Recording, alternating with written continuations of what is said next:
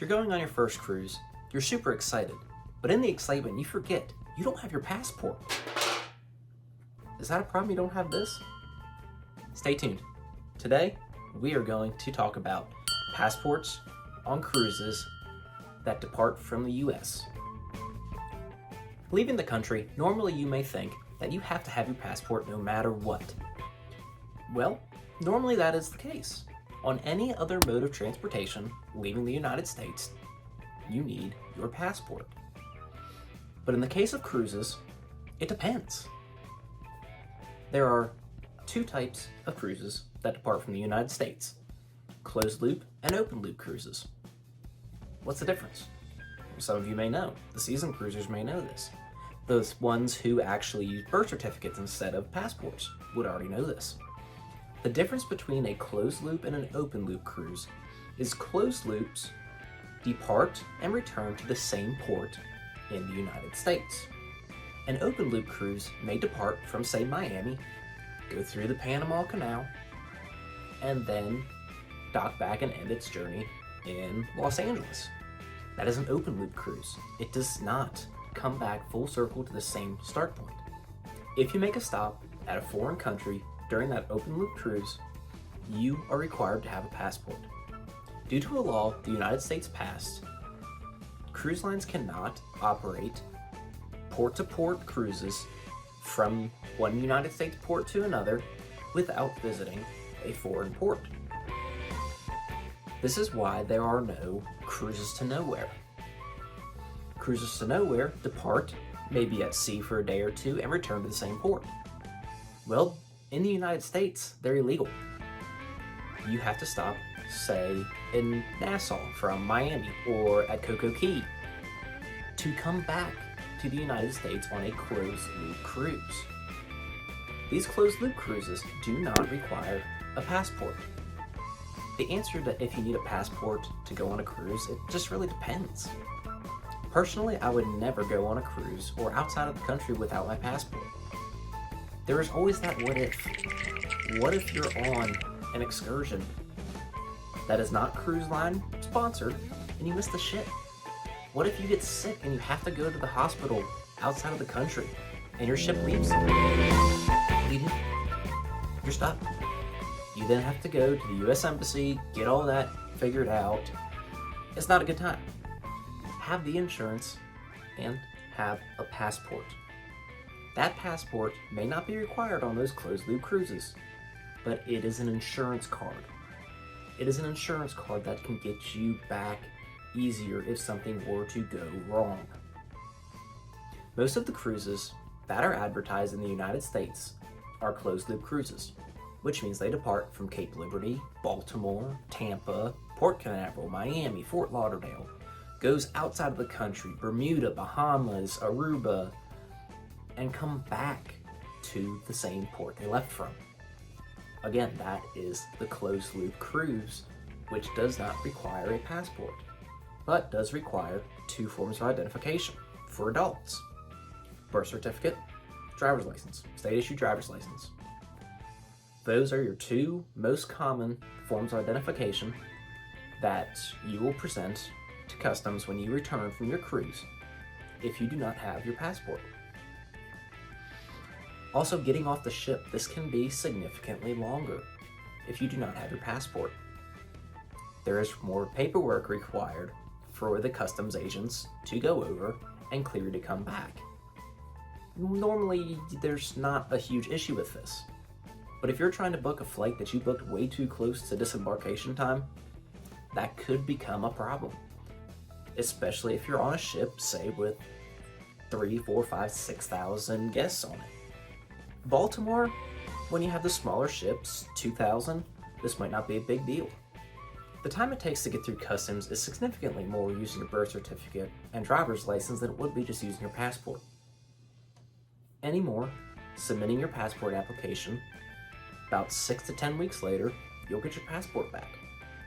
Now don't wait to the last minute and get your passport rushed if you've never gotten it before.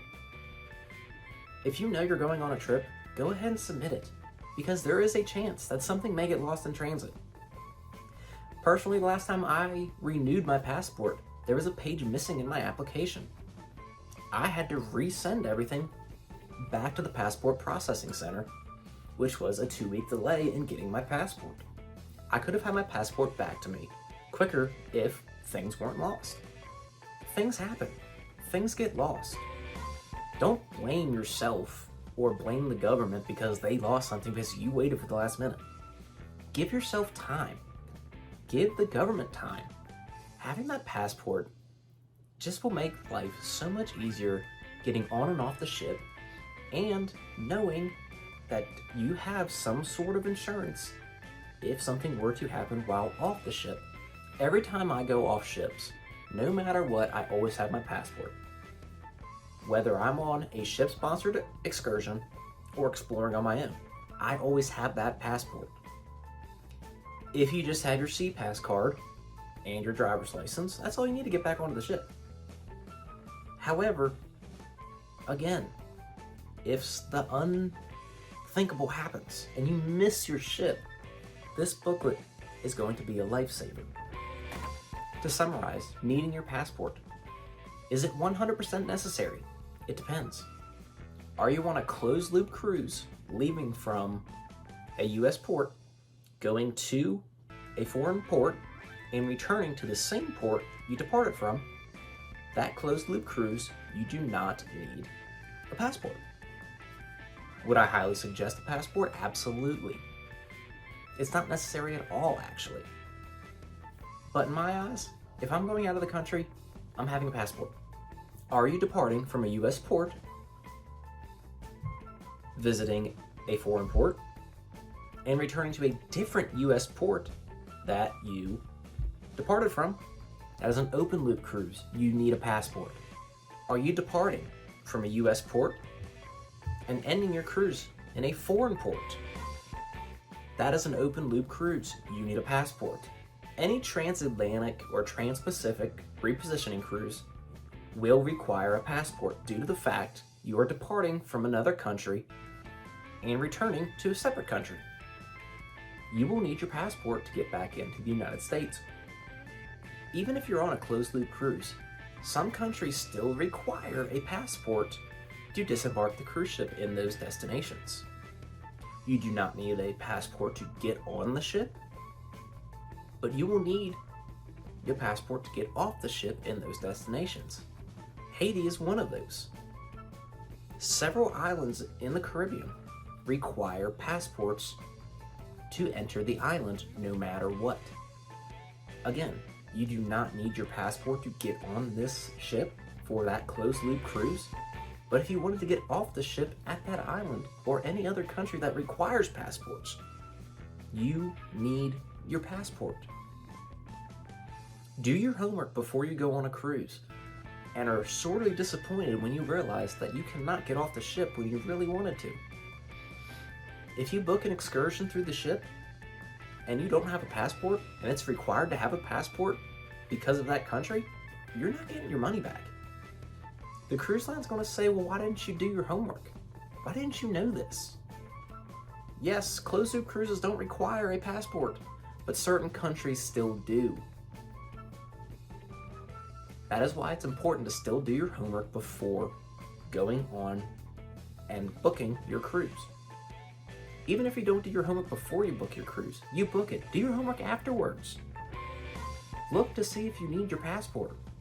Write the check out to the government. Get your passport.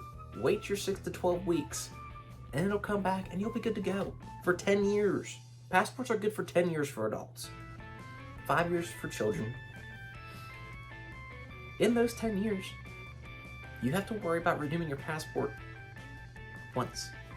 You get your passport renewed, you don't have to think about it for 10 years now. And now, every time you go on a cruise, you don't even have to think, oh, do I need my passport? You book your cruise, you get on the ship with your passport, and you're good to go. You have a good time. You don't have to worry about the what ifs. You don't have your passport.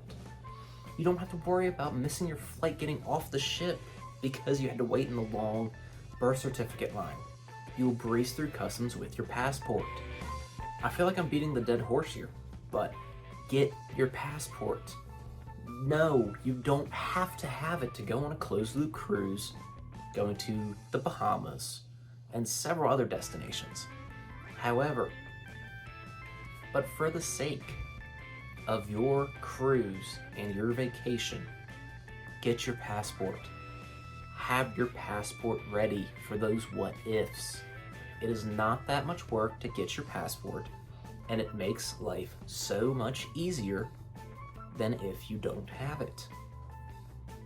If you absolutely cannot get it, fine. I'm not saying you can't go cruising without it, but remember this. If you go on a cruise and something happens and your ship leaves you, life is going to be way more difficult than if you would have just gotten your passport in your first place. If you haven't yet booked a cruise, but you're looking to, and you don't know what cruise line that you should go to, you should watch that video next. It will help you decide which cruise line is best for you and your family if you have not had much experience with cruising or no experience with cruising. So watch that video and get some knowledge of the different cruise lines out there that services different areas throughout the US. Until next time, travelers, have a great one.